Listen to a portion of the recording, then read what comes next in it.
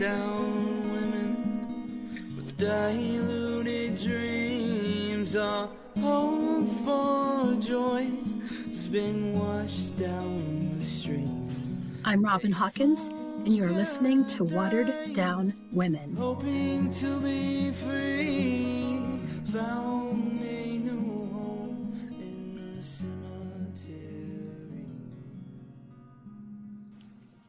When you wake up in the morning, do you actually contemplate your day? I mean, unless you have an appointment or something on your schedule that deviates from your normal routine, do you actually seriously consider how it's going to go or how each event will play out? Usually we don't. Typically, we generally perform our morning routine, rush out the door, and are on our way, without a single nod to Murphy's Law, which states anything that can go wrong will go wrong. These days, it seems people have become like hamsters on running wheels, being busy all the time, but never really getting anywhere. This disengaged type behavior often prevents us from appreciating the beauty of the world around us. But more to our detriment, it hinders our ability to observe our surroundings and to listen to our intuition. We've all heard the warnings to follow your gut or to listen to your inner voice. But how can you listen if you are unable to hear? Maybe you've heard a story of someone who had an uneasy feeling about going on a trip. So they back out, and then the bus they would have been riding on crashes.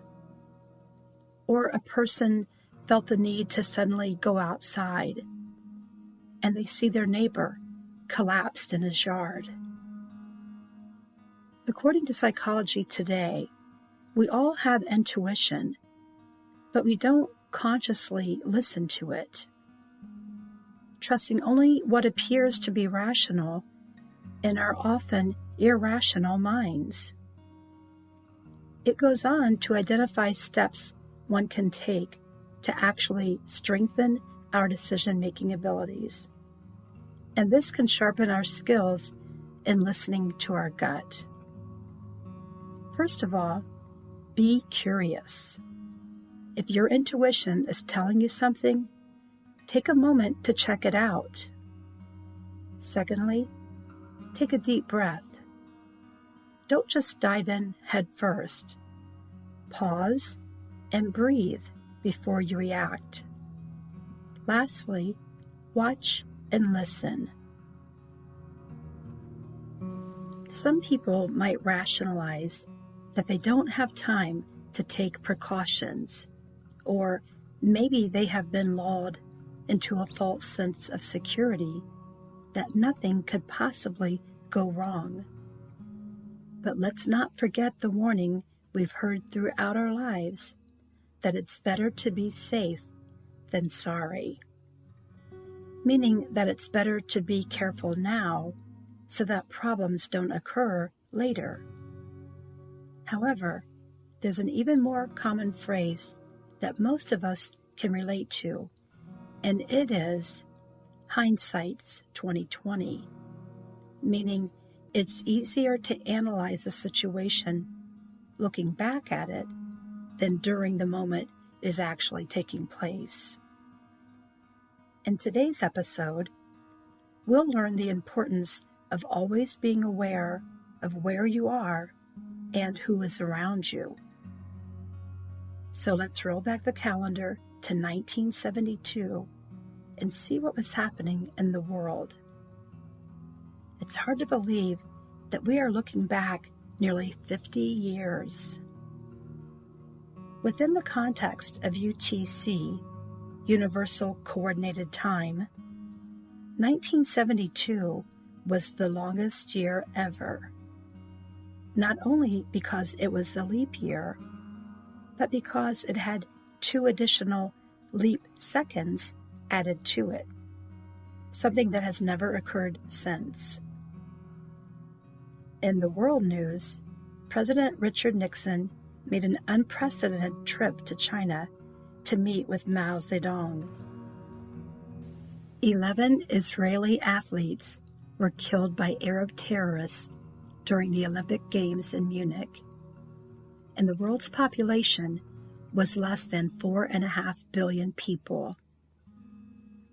In the United States, 5 men were arrested for bugging a D.C. hotel, and this began the Watergate scandal. Postage stamps cost 8 cents. Our federal debt was around $435 billion, and our population was less than 210 million citizens. In technology, the CAT scan was developed. The first electronic mail, or email, was introduced, and the very first handheld scientific calculator was unveiled. In pop culture, Freddie Hart's song My Hang Up Is You was #1 on the Billboard chart. All in the Family led the television ratings, and The Bump was the most popular dance at the time. In regard to American families, most were single-income homes, with the sole wage earner bringing in an average of around $12,000 per year. A new house would set you back about $28,000, and the price of gas was around 50 cents a gallon. Compared to today's world, life seemed much simpler and much safer. I was 8 years old that year and remember playing outdoors with my sisters and neighbor kids, and our lives, although lacking in material things, didn't lack in fun and adventure. We played outside until dark, drank from an outdoor hand pump, relied on our imaginations, fought and made up without our parents intervening, and actually enjoyed the simplicity of our lives. At night, we slept with the windows open and our doors unlocked. And our cars, unless it was wintertime or there was a threat of rain, always had the windows rolled down. Life felt uncomplicated in our North End neighborhood. But outside of our insulated cocoon, the age of innocence was coming to an end. And today, 1972 is often referred to as one of the darkest years in modern history, as terrorism evolved from primarily acts against governments to an act against the people, with the kidnapping and eventual murder of 11 Israeli Olympians. The Watergate scandal rocked the political world, producing a negative change in the way people viewed our government. And worsening problems between the IRA and the British government marred the images of leadership across the pond. As the global world was engulfed in chaos, fear, and uncertainty, most people eagerly anticipated an end to 1972, with anticipation of the new year bringing in stability, hope, and happiness. On Sunday, December 31st, with mere hours left in one of the grimmest years in modern history, mankind breathed a collective sigh of relief. And most were preparing for momentous New Year's Eve celebrations. And in Mansfield, Ohio, a divorced mother of 6 got an early start to the day by heading to a local laundromat. Betty Dyer, a 42-year-old beautician at a Mansfield area salon, was up before dawn and preparing for a busy day. 2 of her 6 children were still living at home. But even still, a family of 3 can accumulate a lot of laundry. In the 1970s, neighborhood laundromats were common, as many homes weren't equipped with washers and dryers, especially those houses which were rented. Women would load up the clothes and the kids and head to the laundromat for tedious hours of watching, waiting, and folding. If the little ones were lucky, they'd find a coin wedged under a machine or stuck in a slot, pry it loose, and put it in the candy machine's aperture, turn the knob a full turn, and receive a handful of gumballs, peanuts, or Good and Plenty's. The discovery of the hidden treasure and the reward of a sweet treat made bearable those long, boring hours spent in a musty and loud laundrette. On this particular New Year's Eve, perhaps either because it was a holiday or due to the extremely early hour of the day, Betty chose to let the kids sleep in, and she ventured out, maybe even confident that she could get the work done faster by herself. Most likely, there would be very few customers there to tie up the machines, and since laundromats are public places, she'd be fine, right? After all, 7 years had passed since that fateful November night when 14-year-old Mary Ellen Diener was at the laundromat next to her grandma's house and left to get some change. After a little while passed and Mary didn't return, her 12-year-old sister ran to get her grandmother. While the two were searching for the missing girl, they come upon a group of policemen standing around a child's lifeless body. They looked down and saw their precious Mary Ellen laying in a pool of blood with nickels and dimes strewn all around her.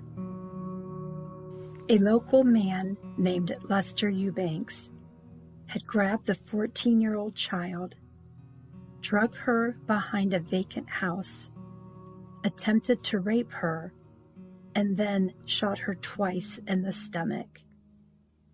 He went to his nearby house, picked up a brick, returned to the crime scene, and proceeded to smash her in the head, just to be sure she was dead. At the time of Mary Ellen's murder, Eubanks was out on bail for attempting a similar type of crime before.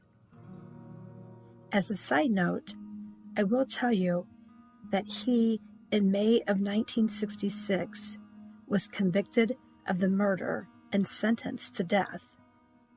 He received several stays of execution, and then the United States Supreme Court ruled that the death penalty was unconstitutional.